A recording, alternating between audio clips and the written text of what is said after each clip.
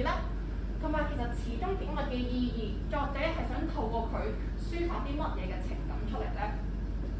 好，咁喺呢個時候我哋開始之前咧，想請大家幫我留意下篇，我哋望一望下篇先。其實下篇出現過啲乜嘢景物咧？好啦，咁相信呢個問題唔難回答喎。出現過啲乜嘢景物咧？首先第一個啦，黃花堆積 ，OK 呢個係第一個最明顯嘅喎。去到第二個咯喎，梧桐細雨，下一個景物。最後啦，冇忽略咗啊，原來黃昏都係一個景物嚟嘅。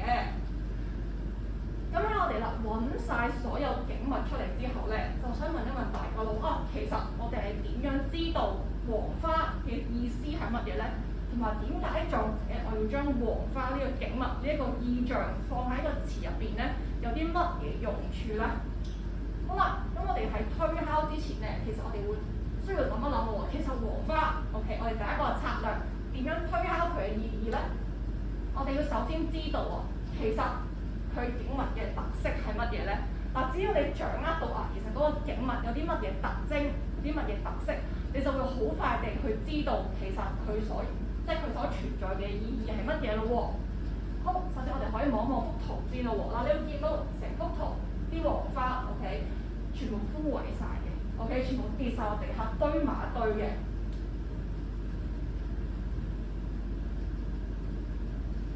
嗱，你會想象一個畫面，遍地都係菊花 ，OK， 仲有啦，唔單止呢一個畫面喎，佢有啲乜嘢特點咧？嗱，個特點就係在於所有嘅菊花，所有嘅黃花都係由盛轉衰啦。可能本身曾經有個好輝煌、好靚、好盛開嘅時候，但係去到而家咧，已經全部枯萎晒、凋零晒、頹敗晒咯喎。咁喺呢個時候就諗下如果我係李清照，或者如果我而家見到一啲花全部枯萎晒、凋零晒，其實有啲乜嘢感覺咧 ？OK， 冇錯，可能你會諗到其實當我見到呢啲花頹敗晒嘅時候咧，其實當下覺得好悲傷嘅。OK， 咁成個啦，作者其實透過呢啲黃花係營造咗成個環境出嚟，而呢個環境係點樣咧？好悲涼嘅，好惆悵嘅，好了無生氣嘅。咁所以啦，其實佢能夠透過黃花堆積呢一個意象，呢一個景物，去營造一個氛圍俾讀者其實而家咧，我一個好悲傷嘅基調就會出咗嚟咯喎，係冇乜生氣嘅，好惆悵、好悲涼嘅。OK， 咁當然啦，如果我哋要推敲其實作者想透過黃花去講啲乜嘢嘅情感出嚟咧，咁仲係足夠嘅喎。咁我哋點樣先可以更加準確地去掌握其實作者想講啲乜嘢，佢嘅情感係乜嘢咧？去到第二步咯喎，第二步啦，如果我哋能夠結合作者佢自己嘅境況啦，當時佢面對緊啲乜嘢嘅情況，乜嘢嘅處境，其實就能夠咧更加準確地去推敲，其實佢想抒發啲乜嘢情感咯喎。好啦，咁同大家再重溫多次咯喎。其實李清照當時寫呢篇詞嘅時候，其實佢面對緊啲乜嘢嘅情況咧？好啦，原來《星星晚》咧係屬於佢後期嘅作品嘅嚟嘅喎。咁喺佢南渡之後作嘅，當時南渡嘅時候，其實佢係面對緊啲咩情況咧？原來咧係流亡緊嘅。OK， 佢係南下避難，同埋當時候啦遇到一個更加令佢唔開心嘅情況，就係佢嘅丈夫離開咗咯喎。咁所以啦，你會知道其實當時佢嘅生活係點樣咧？第一個啦，雜亂啦 ，OK，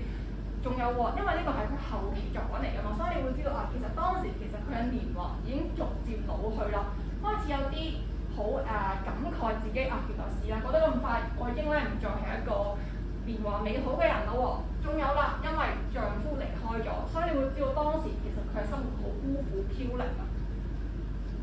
好，咁因為咧，我哋知道咗原來黃花佢嘅特點係乜嘢，同埋作者嘅處境係乜嘢，我哋而家將佢合併埋一齊先。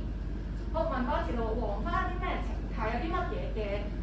特點，我哋係掌握到嘅咧？我哋會知道啦，黃花其實咧佢係由盛轉衰嘅 ，OK， 同埋咧已經全部凋零晒啦 ，OK。而我哋去掌握到佢特點之後，再望埋到作者嘅處境係乜嘢咧？作者當時避緊難㗎嘛，係咪啊？我哋知道佢又係咯喎，後期作品已經年華老去啦，同埋丈夫離開咗，佢嘅生活開始好孤苦飄零。咁所以啦，我哋將兩樣嘢合埋一齊之後，就會發現啊，原來咧其實透過黃花去製造一個好惆悵 ，OK， 一個好消失嘅一個氛圍感 ，OK， 然後再加埋作者嘅處境咧，你就會好清楚明白啊！原來當時其實佢就係想借助黃花去製造呢個氣氛，去抒發一個點樣嘅情感咧。咁去到呢個時候咧，你就會知道啊，其實已經好明顯出咗嚟啦，就係、其實佢去抒發 ，OK， 佢自己年華老去啦，然後丈夫又離開咗啦，然後我而家經歷戰亂又好孤苦飄零嘅一個感覺啊！佢去自憐自己身世啊 ，OK， 同埋啦 ，OK， 因為已經年華老去咗咯喎，嗱，好似自己將佢自己比作個黃花一樣，嗱，黃花而家枯萎咗，冇錯，一開始佢有佢盛開嘅時候，然後而家枯萎咗，而作者亦都係咯喎，一開始 OK， 可能佢正值200年華，而家唔再係一個咁美好嘅年華啦，開始變得衰老，開始變得潛水啦，所以開始覺得自己好感慨自己嘅身世啊 ，OK。咁去到啦，我哋去解釋完啊，原來咧我哋可以透過呢兩種嘅技巧去推敲黃花嘅一個意象，佢嘅意義之後咧，咁啊時下又用翻咯喎，呢兩個方法，其實我哋可以點樣去推敲下一個意象咧？好，下一個景象啦，梧桐細雨 ，OK， 你會 feel 到喎啊，原來咧梧桐細雨今次啦，其實我哋應該點樣去？我哋應該係佢嘅特點係乜嘢咧？首先第一步，我哋嘅特點係乜嘢咧？咁你可以望一望條片咯喎，你幫我試下捉緊先。你望到條片，其實你會感覺到梧桐細雨佢嘅特色喺邊度？佢嘅特徵喺邊度咧？好啦，咁條片10分鐘啫，10秒啫，大家幫我仔細感受一下喎。好。咁你會見到啦，落緊雨嘅時候，OK，成個景象落緊雨啦，啲雨越落越多啦，好似係點樣嘅咧？嗱，佢嘅特色你會見到梧桐細雨，佢係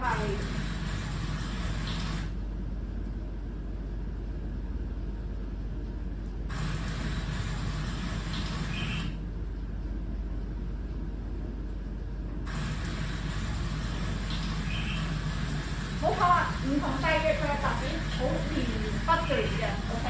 同埋不斷落係點點滴滴打落，你會 feel 到咧，其實個畫面就係一個啲雨水不斷打落去樹葉上面、樹木上面嘅聲音啦 ，OK， 唔知道你有冇試過咧？嗱，我哋試下結合自己嘅生活經歷喎。當你落雨嘅時候，或者當你係喺個雨中散步嘅時候，有啲乜嘢感覺咧？嗱，落雨嘅時候，好多你會見到唔同嘅一啲作品啦，可能例如電影啊、書籍咧，其實我哋會見到係描繪緊一個好消失、好悲涼嘅畫面啊。仲有另一樣嘢咯喎，嗱，唔知當你煩緊嘅時候，有冇覺得啊，落雨不斷落咧，其實係不斷打擾緊我哋嘅耳膜，打擾緊我哋嘅生活啊，所以咧，亦都會有一種咧好煩擾嘅感覺啊。咁所以啦，你見到作者其實佢係透過住梧桐細雨 ，OK 呢一個嘅景象，呢一個嘅畫面，去呈現俾你聽到，唔單止係睇到，聽到嗰一種咧好煩擾嘅聲音啊。其實咧，佢係想呈現一個啊，其實好消失啦，好悲涼啦，同埋一種咧令到你覺得好煩躁嘅感覺啦。好，除咗頭先所講到嘅喎，我應該都記得咯喎。我哋除咗揾完景物嘅特徵之外咧，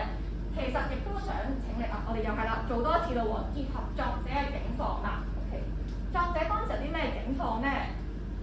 第一個咯喎，你會見到嗱，我哋結合前文後理，其實你會見到咧，當時其實佢係坐喺個窗前面啦，喺度思念緊自己嘅亡夫啦。OK， 好百無聊賴嘅一個狀態啊。所以啦，你會見到啊，其實坐喺個窗前面望住出邊落雨一個景象 ，OK， 又冇乜嘢做，所以你會知道咧啊，其實成個氣氛啊會係好鬱悶啊、好孤單同埋好惆悵嘅。又係啦，頭先我哋講過兩種方法，我哋將佢合埋一齊講一講先 ，OK。嗱，細雨嘅特點好連綿不斷，點點滴滴啦，不斷煩擾住你啦 ，OK， 令到你可能會覺得哎呀我又做唔到其他嘢啊，同埋可能休息得唔好嘅感覺喎。好啦，然後作者處境又係啦 ，OK 好孤負飄零嘅 ，OK 好掛住佢嘅亡夫嘅，所以我哋將兩樣嘢我哋合埋一齊，你就會知道啦。啊，原來咧其實佢透過住呢種細雨灑在葉上面嘅聲音。其實係想表達住啊，原來當時其實我自己嘅生活 OK 好辛苦啊 OK 好度日如年啊 OK 百無聊賴，望住出邊落雨，然後乜嘢都冇得做，即係做唔到嗰種感覺咧，其實係好唔開心啦 OK 好悲涼啦。另外啦，同埋佢對亡夫嘅哀思啦，又係啦，將佢對亡夫嘅哀思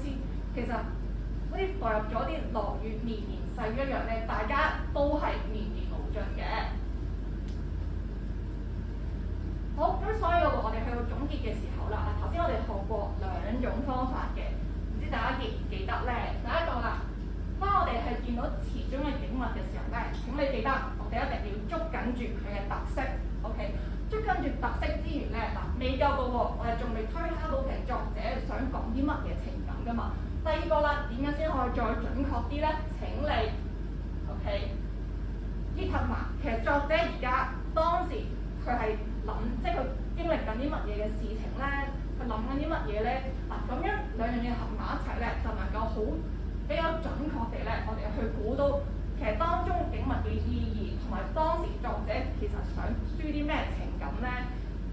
好啦，咁然之後咯喎，當你去到可能下次我睇一篇課外嘅文章嘅時候，或者課外嘅詞嘅時候咧，我哋就能夠咧去了解到作者當時嘅情感係乜嘢啦。咁希望同學咧都可以記住以下呢兩個方法啦 ，OK， 就能夠咧喺你下次面對課外文章嘅時候咧，就更加有信心去完成你嘅問題啦。